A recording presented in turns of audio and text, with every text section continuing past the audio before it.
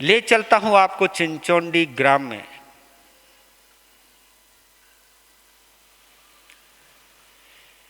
6 साल से लेकर के 10 साल का बच्चा हुआ है, नेमीचंद,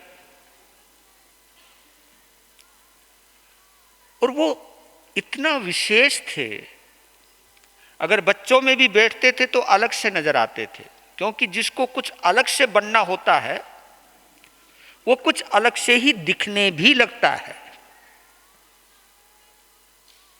आप ये देखिए, जो ये लक्षण यहां उभर रहे हैं, ये लक्षण उनके बचपन में भी थे, और शायद यही चिन्ह उनको जिन शासन की तरफ खींच करके लाए, वजह कुछ भी बनती जाए, क्योंकि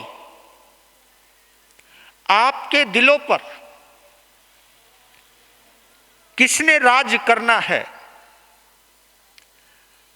आपके दिल पर किसकी हुकूमत रहनी है, ये सृष्टि में कोई ना कोई रचयिता भेजता ही है।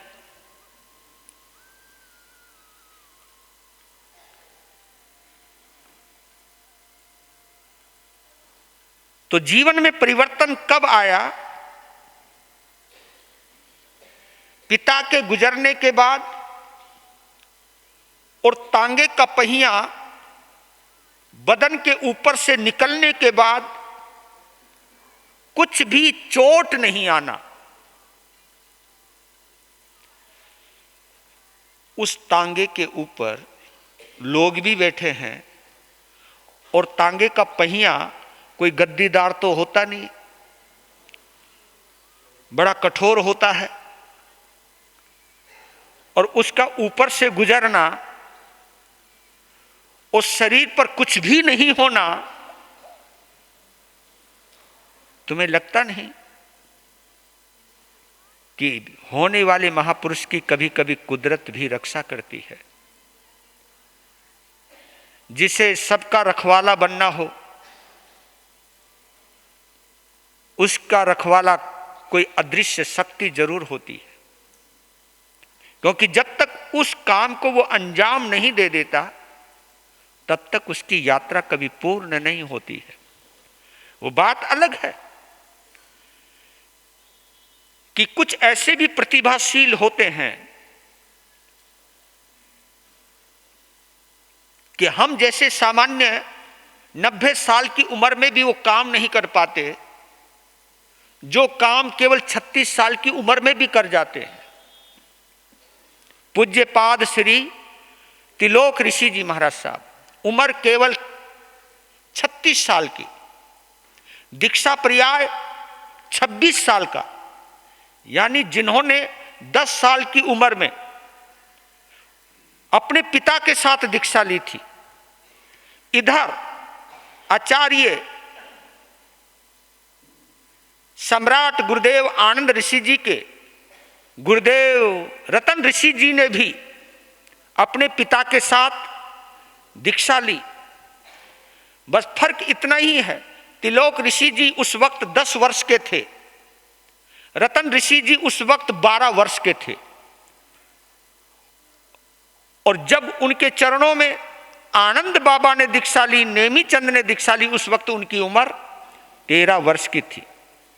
पर लेकिन ये सिलसिला कैसे चलता है?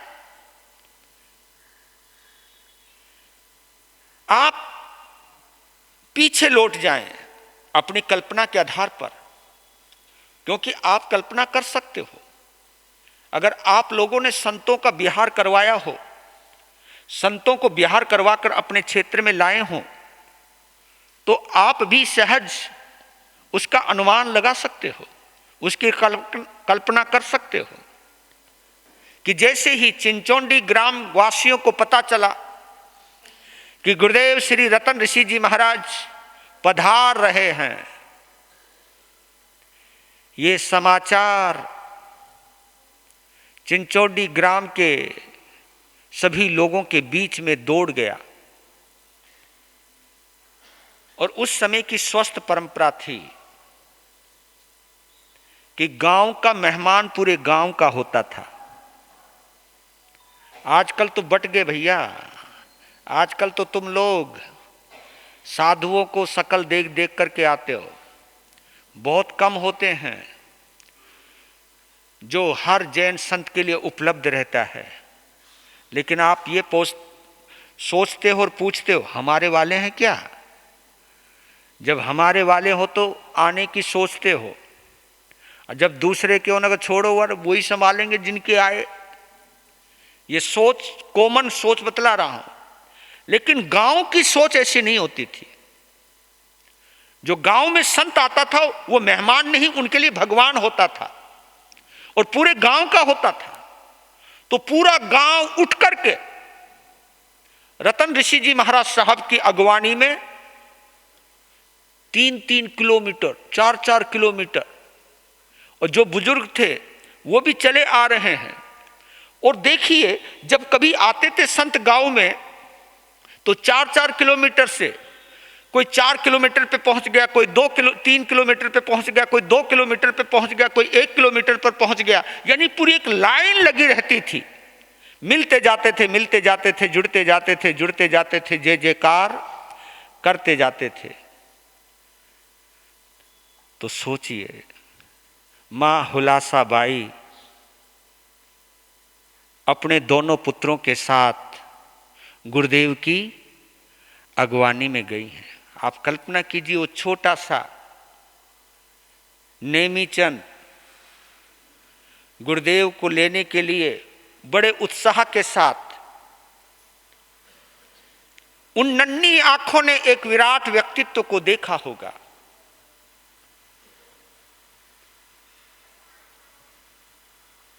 उस विराट व्यक्तित्व को जिसने उनके ही भाग्य का निर्माण करना था। और देखिए आपको एक रहस्य और बतलाता हूं, ये तुम कभी कभी अपने ऊपर भी प्रयोग कर लिया करो। कोई चेहरा ऐसा होता है जिससे आपको जुड़ना होता है, वो चेहरा पहली नजर में ही बहुत अच्छा लगता है। ये आपने कभी भी देखा होगा। ये जो जुड़ाव है ना, इसी को कहते हैं जन्मों जन्मों का रिश्ता। मतलब जिसको पहली बार देखा, जिससे जान नहीं पहचान नहीं, लेकिन देखते ही दिल आ जाता है।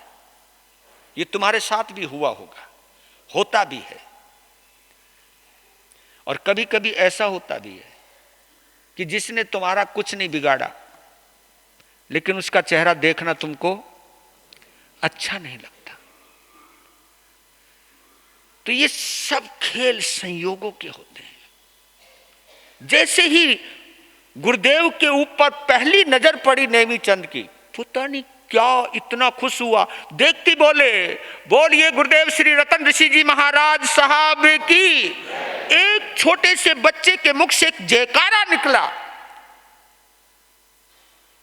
वैसे तो सभी जयकारा लगाते ही हैं, लेकिन पहला जयकारा जब लगाया उस नेमीचंद गुगलिया ने, तो मालूम आपको पहले जयकारे लगाने वाले पर गुरुदेव की नजर गई ना नजर। अब जैसे तुम गीत गाते हो और कोई बढ़ियाई गीत गाते हो तो हम भी यूं बैठे तो यूं देखने लग जाते हैं, तो फर्क तो पड़ता है। तो स्पेशल जब एक आवाज निकली सुरीली, तो गुरुदेव का ध्यान गया, बच्चे पर पहला दृष्टिपात हुआ। नेमीचंद के ऊपर पहली नजर पड़ी गुरु की। दोनों गुरु और शिष्य की पहली नजर से नजर मिली। वो नजारा बड़ा गजब का था। और कहते हैं कि जब तक इस जगह पर नहीं पहुंचे जहां रुकना था, तो रतन ऋषि जी नेमीचंद को बार बार देखते रहे। उसकी मुखाकृति को, उसकी मासूमियत को, उसके भोलेपन को, उसकी चाल को, उसकी मुस्कुराहट को देखते ही चले गए। पहुंच गए अपनी जगह, लोगों ने स्वागत किया, जोश में थे। प्रवचनों का सिलसिला शुरू हुआ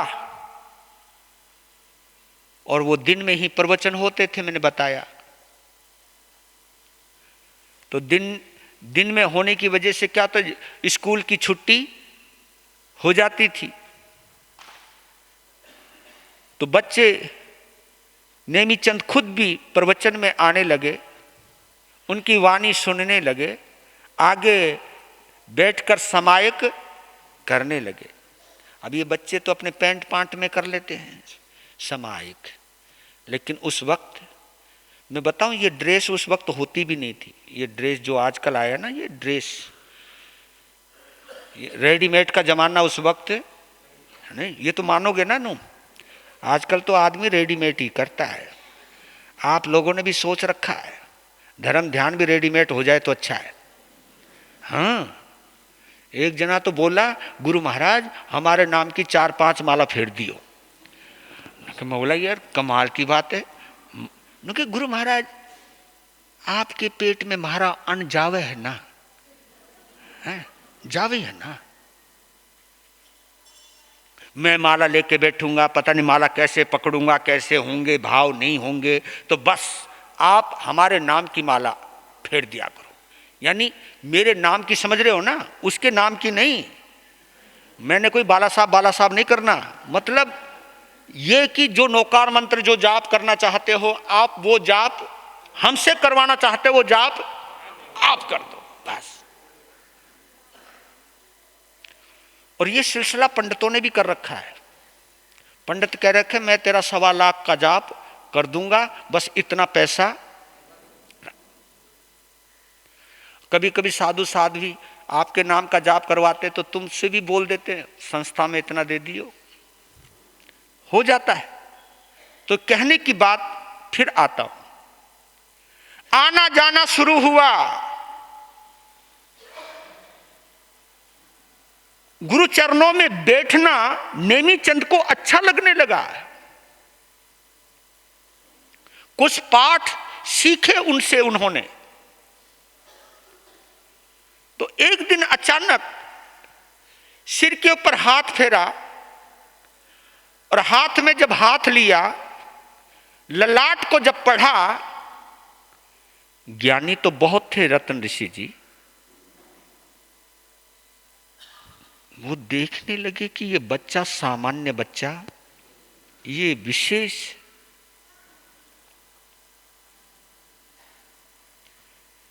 ध्यान लगाया, क्योंकि पहले साधकों का ध्यान बड़ा जबरदस्त रहता था। बताओ क्यों? पहले ध्यान तुम्हारे ऊपर कम होता था। पहले लोगों पर ध्यान कम होता था, अपनी साधना पर ध्यान। हाँ, अब तो साधुओं को वक्त नहीं मिलता। चौमासे में कार्यक्रम के ऊपर कार्यक्रम चलते रहते हैं। अब जब इतने कार्यक्रम चलेंगे तो वो परमात्मा से मिलने का कार्यक्रम कब होगा? तो हम तुम्हारे ही कार्यक्रम में लिप्त हो जाते हैं। तो हमें ऐसा होता है कि भगवान तो सिद्ध होता नहीं, तुम जरूर सिद्ध हो जाते हो। है, तुम्हें सिद्ध करना पड़ता है। हाँ, सिद्ध करने का मतलब नहीं समझे आप। मैं तुम्हारी बार बार हाल चाल पूछूंगा तो तुम्हारा दिल हमारे ऊपर आ जाता है, और जब तुम्हारा दिल हमारे ऊपर आ जाता है तो हमें तुम्हारी सिद्धि हो जाती है। भाई महाराज जी बहुत अच्छे हैं। तो ध्यान किया उन्होंने कुछ ऐसी अदृश्य शक्ति का जिससे भविष्य जाना जाता है। जैसे ही ध्यान किया, गुरुदेव रतन ऋषि ने आंखें खुल गई। ये तो बहुत बड़ा व्यक्तित्व बनने वाला है। ये तो जिन शासन की महती प्रभावना करने वाला है, जो अभी केवल 3 फुट का बच्चा है, ये विराट व्यक्तित्व धारण करने वाला है। जब ये बात आती है जैसे आप लोगों को अपने व्यापार की चिंता होती है, ऐसे गुरुओं को जिन शासन की चिंता होती है। और ये गुरुदेव जानते थे कि इनकी मां को सबसे ज्यादा विशेष लगाव इसी से है। जो शासन के काम आ सकता है उसी से विशेष लगाव है।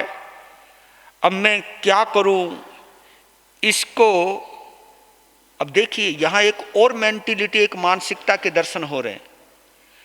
गुरुदेव रतन ऋषि जी नेमी चंद को केवल अपना शिष्य बनाने के लिए नहीं मांग रहे, वो जिन शासन की सेवा करने की अनंत संभावनाएं हैं इसके अंदर, इसलिए उसको मांगने के लिए मन बनाया कि आज मैं स्वयं मां से भीख मांगूंगा।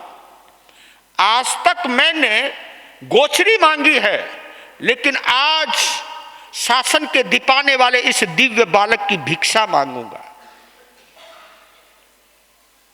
दोपहर का वक्त नेमीचंद अपने मां के साथ दर्शन करने के लिए आया।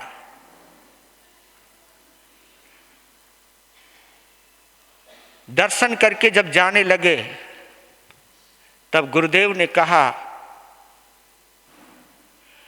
हुलसा बाई, आज मैं तुमसे कुछ मांगना चाहता हूं।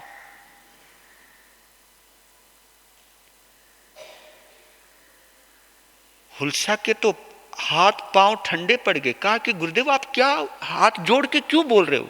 क्योंकि साधु भिक्षा कभी हाथ जोड़कर ये नहीं कहते माई एक टुकड़ा दे दे, ऐसा नहीं।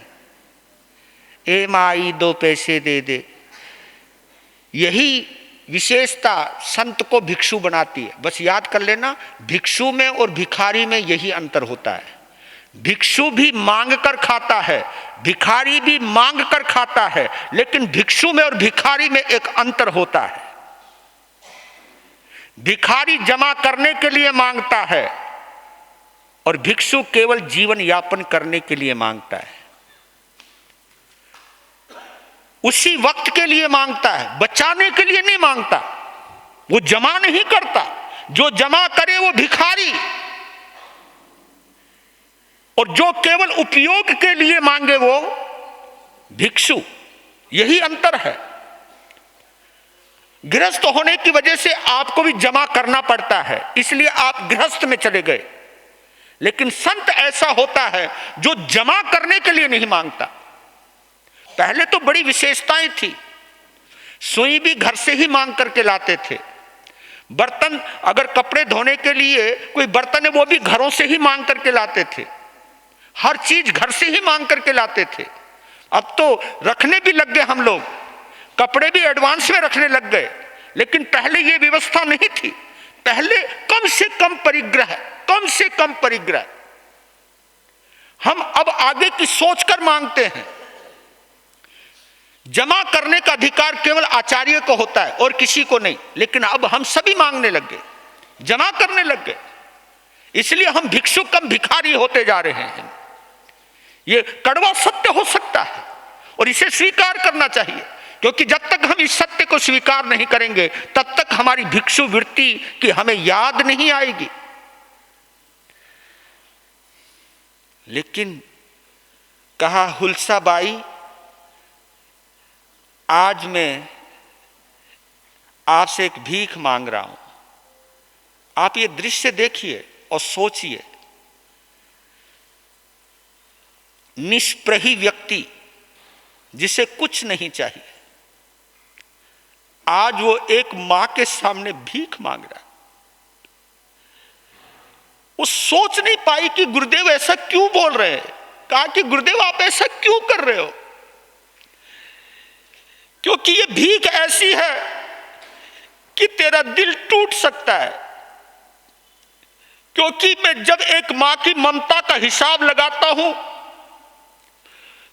तो मुझे मांगते हुए भी दर्द हो रहा है, लेकिन मैं वो मांग रहा हूं जो इस दुनिया के लिए नहीं बना, वो जिन शासन के लिए बना है। आप बोलो तो सही, जिस बालक ने तेरा हाथ पकड़ रखा है, इसका हाथ मेरे हाथ में दे दे, मुझे नेमी दे दे।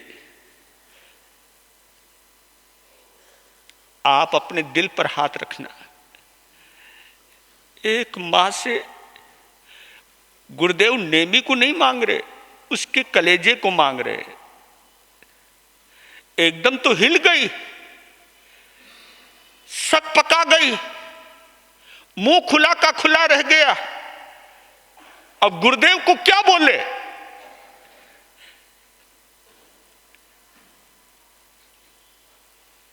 मां, ये नेमी साधारण बालक नहीं है, इसके अंदर विराट व्यक्तित्व बनने की अनंत संभावनाएं हैं। ये महावीर के शासन को दिपा सकता है और ये उस स्थान पर पहुंच सकता है जिस स्थान पर कोई भी एक अच्छी मां, सच्ची मां अपने बच्चे को देखना चाहती है। आप सोच भी नहीं सकती हुलसा, ये रत्न है, रत्न।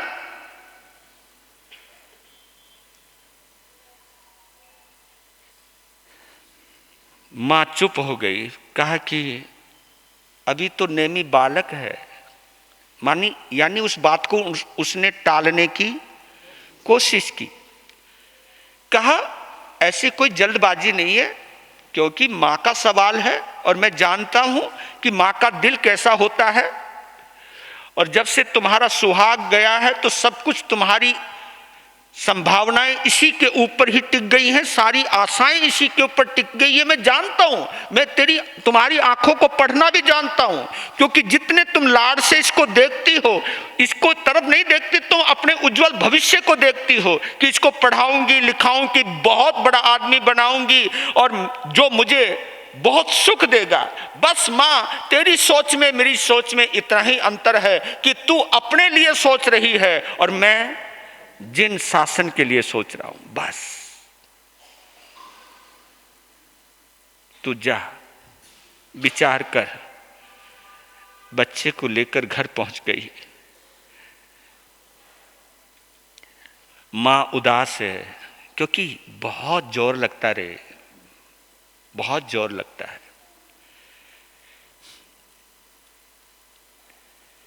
धन्य है वो माता पिता जो अपने कलेजे के टुकड़ों को जिन शासन को सौंपते हैं।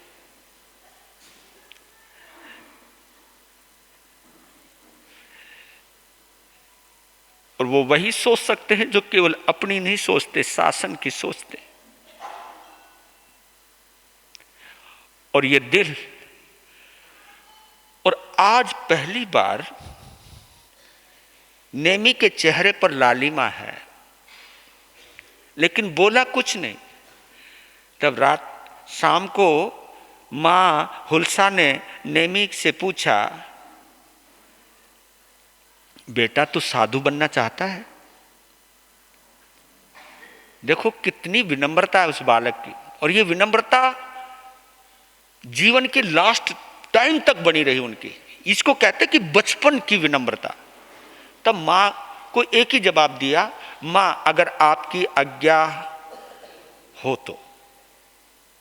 ये नहीं कहा हाँ मैं बनना चाहता हूं।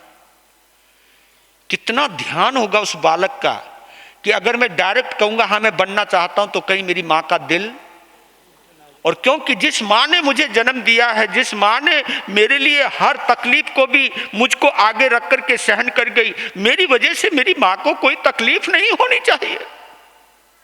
कहा कि मां जैसी तेरी आज्ञा। पहले तो उसी चीज से वो रीझ गई। बस बेटा तेरे लिए मैं 2 दिन पहले तेरे बड़े भाई से बात कर रही थी कि मैं नेमी को खूब पढ़ाऊंगी, लिखाऊंगी, और उसने भी कहा था मैं अपनी पढ़ाई बंद कर दूंगा, जो पैसा मेरे ऊपर खर्च होगा वो सारा का सारा पैसा खर्च नेमी की पढ़ाई पर करेंगे और इनको खूब पढ़ाएंगे। मैंने बहुत सोचा था पढ़ाऊंगी लिखाऊंगी धूमधाम से शादी करूंगी और मैं एक तेरा संसार बसते हुए देख करके अपनी आंखों को तृप्त करूंगी। तब एक बात कहता है कि मां, पढ़ा तो मुझे गुरुदेव भी देंगे, पढ़ा तो मुझे गुरुदेव भी देंगे, और रही शादी की बात, मैं बच्चा हूं लेकिन मेरे हृदय में भी कोई तमन्ना नहीं है। आजकल के छोटे छोटे बच्चों में छोटे छोटे बच्चे कहते बड़े होकर हम शादी करेंगे। अभी मुंह तो धोना आता नहीं, शादी के सपने देखने लग जाते हैं भैया। पर है मतलब, और मैं बताऊं आप लोगों को एक गहरी बात मनोवैज्ञानिक, तुम लोगों को इसको तुम लोग ही इनको बच्चा समझते हो, ये अपने आप को बच्चा, हाँ ये अपने आप को बच्चा कोई समझते हैं, तुम समझते रहते हो और इनको बार बार कहते हो तू बच्चा है तू बच्चा। इनको कई बच्चों को तो बुरा भी लगता है, ये क्या है बच्चा बच्चा बच्चा लगा रखी है, हम बच्चे कोई, हम बड़े हो गए हैं।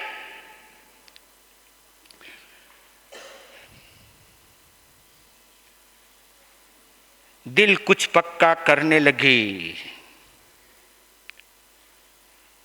1 महीने के बाद गुरुदेव का चतुर्मास हेतु मीरी में चतुर्मास था उस साल,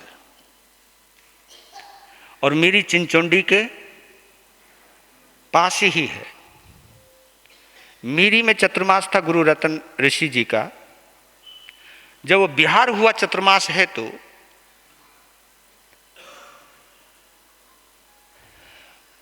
तो एक दिन पहले घर पहुंच गए, कहा हुलसा बाई तेरी इजाजत हो तो नेमी को ले जाऊं साथ, इसकी भावना है तो ले जाओ जी। और ये कितनी मुश्किल से कहा होगा, और जिस समय पूरा का पूरा गांव छोड़ने आया, देखो जी ये नज़ारा देखना आप, वही किसने सोचा था, किसने सोचा था जब गुरुदेव आए थे तो बच्चा उनमें भी गया था। जिसने पहला जयकारा लगाया था गुरुदेव श्री रतन ऋषि जी महाराज साहब की, ये जयकारा लगाया था जिस बालक ने, किसने सोचा था 1 महीने के बाद बालक गुरुदेव के साथ जाएगा। वो भी गया, लेकिन 3-4 किलोमीटर के बाद सब वापिस लौट आए, लेकिन गुरु रतन ऋषि जी की उंगली पकड़ ली। नेमी चंद ने माँ को प्रणाम किया, माँ ने अपने गले से लगाया, उसका माथा चूमा और कहा गुरुदेव को तंग मत करना, दिल लगा के पढ़ना, अभी पढ़ने पर ध्यान देना, अभी मैंने तुझे साधु बनने की इजाजत नहीं दी है, तू गुरुदेव को अच्छे ढंग से देख, अच्छे ढंग से पढ़, तेरा दिल लगे तो फिर बाद में सोचूंगी। ये कहकर के नेमी को जुदा किया अपने से। पहली बार एक माँ ने अपने बच्चे को जिन शासन को सुपुर्द करने के लिए, सौंपने के लिए अपने कलेजे पे पत्थर रखा और गुरुदेव को उस बच्चे को सौंप दिया। चले आए 4 महीने दिल लगा करके पढ़ाई की, कई पाठ याद के, स्मरण शक्ति बड़ी जबरदस्त थी उनकी, प्रतिक्रमण भी याद कर लिया। अपने चोलपट्टे गाती के अंदर वो रहने लगे। वो छोटा सा बालक 1-1 महीने के बाद मां देखने जाती थी और बच्चे के अंदर इतनी गंभीरता देख करके अंतर ही अंतर प्रसन्न होती थी। आती गई, जाती गई, संभालती गई, देखती गई, समझती गई, समझाती गई, अपने आप को समझाती गई, कुछ कुछ समझने लगी। चौमासे के बाद बिहार करके गुरुदेव बांबोरी पहुंचे, नगर के पास बांबोरी। उस समय 13 वर्ष के होने को थे वो। तो गुरुदेव ने हुलसा बाई को बुलाया, कहा कि देर मत करो, समय निकल रहा है। तो आपको मालूम है बांबोरी के अंदर उनका आज्ञा पत्र हुआ और मीरी में उनकी मंगशीर शुक्ला नौमी विक्रम संवत 1970 यानी 1913, 27 जुलाई 1913, 27 जुलाई 1900 के अंदर उनका जन्म हुआ। और मंगशीर बदी शुक्ला यानी दिसंबर 19 दिसंबर शायद उस समय बैठी है, तो 1913 के अंदर मंगशीर बदी नौमी के दिन एक पेड़ के नीचे हजारों जन मैदनी के समक्ष नेमी चंद की भव्य दीक्षा का कार्यक्रम सादगी के साथ, भव्य इसलिए बोलता हूं जब भावनाएं जोरों पर हो, लोगों के उत्साह जोरों पर हो, तो एक पेड़ के नीचे गुरुदेव की दीक्षा हुई और नाम नेमी चंद से क्या हो गया, आनंद ऋषि हो गया। बोलिए श्री आनंद गुरुदेव श्री आनंद ऋषि जी महाराज साहब की। आज दीक्षा और कल से शिक्षा, है ना, आज दीक्षा कल से शिक्षा। और शिक्षा कितनी गजब की हुई है, एक गुरु ही इसी तरह खांचे में ढाल सकता है। और उनके दिमाग में एक ही बात थी गुरुदेव रतन ऋषि के, कि मैंने हुलसा को जो वचन दिया है कि तुम्हारे बच्चे को उस मुकाम तक लेकर के जाऊंगा जब दुनिया वाह वाह करे। एक ही लक्ष्य कि अगर एक माँ अपने कलेजे पर पत्थर रखकर अपने जिगर के टुकड़े को जिन शासन को सौंप सकती है, तो उस माँ के साथ मैं अपनी तरफ से किसी भी तरह से गद्दारी नहीं करूँगा, लापरवाही नहीं करूँगा। इस आनंद को मैंने अपने लिए नहीं बनाया, क्योंकि दो दृष्टिकोण होते गुरु बनने के और शिष्य बनने के। एक गुरु वो होता है जो केवल अपना परिवार बढ़ाने के लिए शिष्य बनाता है, एक गुरु वो होता है जो अपना बुढ़ापा कटवाने के लिए किसी को शिष्य बनाता है, लेकिन असली गुरु वो होता है जो दीक्षार्थी को दीक्षा इसलिए देता है ताकि ये शासन की प्रभाव ना करे, शासन के लिए दीक्षा देता है। तो वो अद्भुत गुरु थे। ऐसे अद्भुत गुरुदेव के लिए एक जयकारा लगाइए, बोलिए गुरुदेव श्री रतन ऋषि जी महाराज साहब की।